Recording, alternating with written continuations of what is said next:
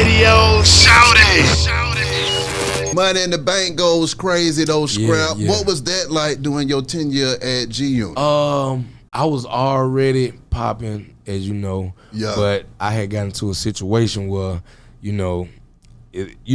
I love him, but John and being me, wasn't nobody messing with me. You know what I'm saying? I was in a situation where I was down, medically. You know what I'm saying? I couldn't even come outside. You feel what I'm saying? And I was having a baby. They wouldn't even send me flowers, bro. They sent me my flowers the day I was all the way healed. Like, I was all the way healed. And I had talked to before that I talked to 50. Yeah. But me and him had the same manager. So Chris Lighty and Lori Dobbins, they knew I fucked with Buck. And I kind of look up to what 50 was doing, his whole movement. And one day I just picked up the phone. He was like, "What up, nigga?" And I'm like, "What's happening?" I could barely talk too. You know what I'm saying? And I was like, "Yo, who it is?" He's like, "It's 50, nigga." Who? 50, nigga. And I'm like, "Oh, what's up, bro?" Like, and he was like, "Yeah, man. Much love, bro. Chris was telling me about the situation, you know what I'm saying?" And he said, "Don't feel bad." He was like, "Shit, I almost lost my whole life. And ain't nobody called looking for me." You feel what I'm saying? See me nothing, you know what I'm saying? I feel. He said, matter of fact, motherfuckers dropped me. You know what I'm saying? Like, so he was like, but look, Pete Gang, I'm gonna do you one even better. You know what I'm saying? I'm gonna talk to Chris to see how we can holler at John and Warner Brothers and talk about, putting you over here. You know what I'm saying? You can still be with them, but you'll be, have this influence on your side too. Yeah. And I was like, for real? Like, he was like, "Yeah, I got you. Don't worry about it." Exactly. I was like, all right. We talked for like 30 minutes, and then next time I seen a nigga, what he did was he said he did like this. He said I know what I'm gonna do, cause he didn't tell me how he was gonna do it. He just came to me one day. He said, "I'm gonna put John on the anger management tour with us." Yeah. And see how it go from there, see if it, gel. And I was like, all right, cool. Yeah.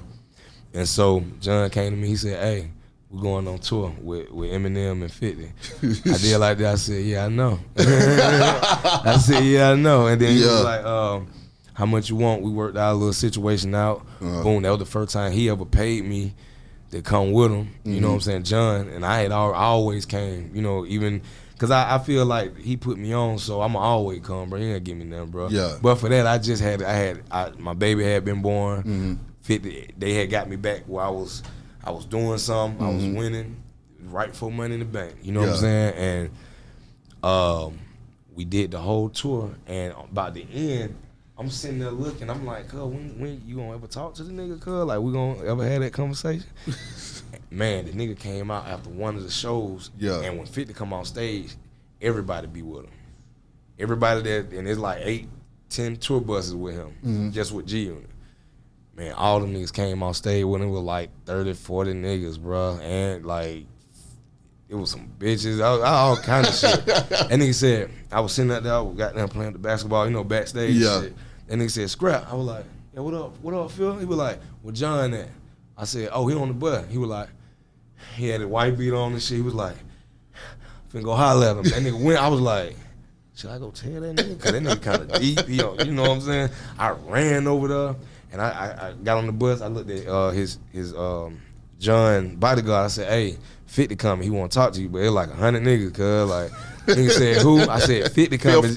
Like Debo, nigga. Like, you know. And so Cuz come over there, man, and he talked to him. He was like, "Man, like, this nigga Scrap amazing, bro." Like, he was like, "I feel like with both our influences, he can be the biggest star in the world." Yeah. You know what I'm saying? And John was like, "Yeah, for sure." He just shook his head the whole time, for real. Yeah. Cause I don't know if he was like offended that he came like that, or offended that I wanted to even do some shit like that. But I always want to put that bridge right there, that south and up north. Exactly. We got a bridge with Cali. You know what I'm saying? I wanted that down south and north, because I really fuck with 50. You know what I'm saying? I like the whole thing. From, like I said, I love real shit. I love when a man can just be him. You know what I'm saying? If you're a dope boy, you're a trapper, you a rapper, a nerd, stick up kid, whatever you is, and you doing you can hear that shit. You can hear the shit in the conviction. So I was fucking with Cuz, and Cuz is, we went to, we did the tour, they did it, then he took us to Australia. Shit. And on that tour, he said, hey, Scrap, I know you want me to get on Money in the Bank. He said, but I don't think that'll be, you know, I think I should put Buck on it, you know, because it's a South vibe type thing. He said, I'm going to do another one. We're going to do some more shit. You know what I'm saying? I was like, in my head, I was like, man, hell nah, fuck that. You got to get on that bitch. I don't give a fuck if you and Buck get on that bitch. Exactly. Y'all got to get on that bitch. Come on now. And he was like, he sent us to the studio, and when I got there, it was just Buck. Yeah. Banks were there, but Banks, I'm not getting on it. 50 just told Buck to get on. I was like, oh, okay. I said, cool, I'm with it, because, you know, Buck my homie, and, you know, he killing shit, let's get it.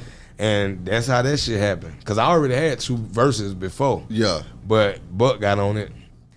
Video, love.